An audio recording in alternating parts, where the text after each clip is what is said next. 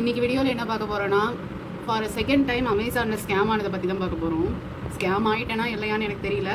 ஒரு 2 நாள் பார்த்துட்டு ரிட்டர்ன் போடலாமா இல்லையான்னு தான் யோசிக்கணும். பிகாஸ் இந்த ப்ராடக்ட் நான் ரீசெண்ட்லி வாங்கினேன், ஓகேவா. ஆனால் வந்து இந்த கவரோடு வரல, வெறும் அந்த ஐட்டம் மட்டும்தான் ஒரு அமேசான் பேக்குள்ளே வந்திருந்தது ஆக்சுவலி.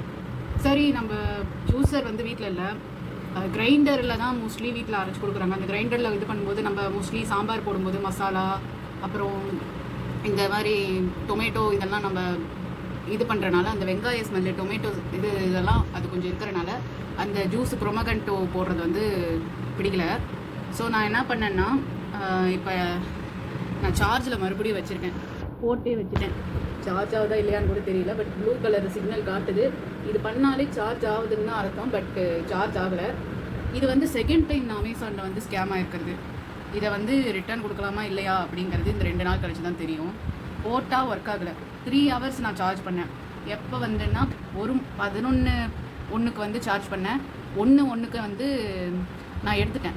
இப்போ வந்து நான் மறுபடியும் போட்டிருக்கேன் சார்ஜ். எப்போன்னா ஒரு 2க்கு வந்து நான் இப்போ மறுபடியும் சார்ஜ் போட்டுறேன், ஏன்னா ஒர்க் ஆகலை அப்படின்னு சொல்லிட்டு. ஒரு வேளை சார்ஜ் தான் சரியாக பண்ணலையோ அப்படின்னு சொல்லிட்டு.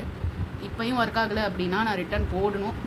வீட்டில் கேட்டுட்டு தான். இன்னொரு விஷயம் நோட்டீஸ் பண்ணது என்னென்னா, இந்த ப்ளக் இருக்கு இல்லையா, அந்த ப்ளக் இடத்துல வந்து ரஸ்ட் மாதிரி ஒரு ப்ரௌனிஷ் கலரில் இருக்குது. அப்படி இருந்தாலே most of the time work ஆகாது, பழைய ப்ராடக்ட்னு அர்த்தம். பட் யார் இந்த மாதிரி பழைய ப்ராடக்ட்டை ஆஃபர் டைமில் கொடுக்குறாங்கன்னு தெரியல. இதை வந்து அமேசான் நடவடிக்கை எடுத்தால் ரொம்ப நல்லாயிருக்கும். பார்க்கலாம், நீங்களும் இந்த மாதிரி ஸ்கேம் ஆகாதீங்க. அமேசானில் ரேட் வந்து $299 போட்டிருந்தாங்க. ஆனால் வந்து கேஷ் ஆன் டெலிவரினா $7 எக்ஸ்ட்ராவாக கொடுத்துருந்தாங்க.